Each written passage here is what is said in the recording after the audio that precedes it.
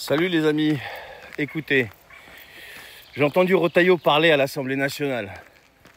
Tout ce qu'il a trouvé à dire, avec tout ce qui s'est passé, avec Darmanin qui pleurnichait sur les peines pas assez lourdes qui ont été prononcées, la seule chose que Retailleau a sorti, il nous faut la reconnaissance faciale, bon Dieu.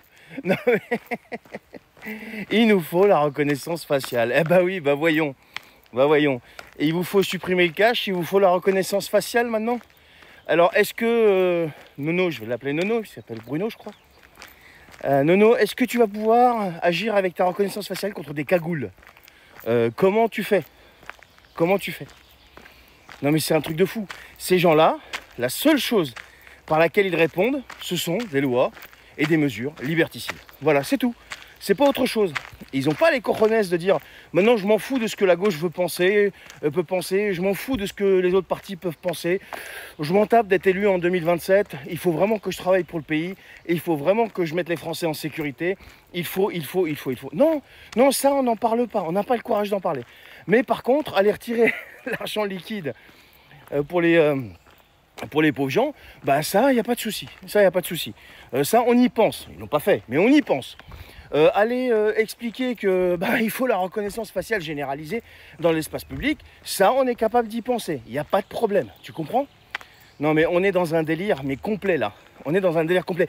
Il y a un manque de courage, un manque de cojones de nos politiques, mais qui est extraordinaire. Non, mais c'est un truc de fou. Le problème, vous savez où il est? C'est que ces gens-là, quand ils viennent occuper des ministères, ou quand ils sont nommés à des postes divers et variés, ou quand ils sont élus, ils ne pensent qu'à une seule chose, le pouvoir. Donc ils pensent, pour pouvoir rester au pouvoir et monter en grade, si tu veux, parce que c'est des carriéristes politiques, hein, pour eux la politique c'est un métier, et bien pour pouvoir monter et évoluer, ils pensent qu'à une seule chose, comment être élu à la prochaine échéance. Que ce soit au niveau des députés, que ce soit au niveau des ministres, par exemple, qui ont une prétention présidentielle. Parce que Retailleau, faut pas se leurrer, s'il a été nommé chef des Républicains, s'il a été élu chef des Républicains, c'est pas pour rien. Et Darmanin, qui est ministre de la Justice et qui se plaint de sa justice, il a dit il y a très peu de temps, il y a 2 jours, je crois, qu'il avait des prétentions présidentielles aussi. Ils veulent tous être présidents, là. Là, ça y est, là. Ils veulent tous être présidents. Voilà.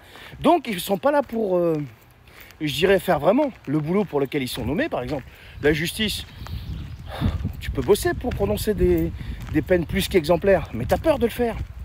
Tu as peur que la partie adverse vienne te taper dessus, fasse des manifs dans la rue et manipule l'opinion pour justement t'enfoncer. Voilà, c'est de ça que tu as peur. Donc, tu le fais pas. Retailleau, c'est pareil. Retailleau, il est ministre de l'Intérieur. Et il nous a déglingué les oreilles avec l'histoire de l'Algérie, alors que son boulot, c'est l'intérieur, c'est pas l'Algérie. L'Algérie, c'est le ministère des Affaires étrangères. Donc voilà. Donc tout ça mis bout à bout, les amis, vous voyez bien que ces gens-là, en fait, tout ce qu'ils savent faire, ça va taper sur la classe moyenne, sur les gens qui bossent.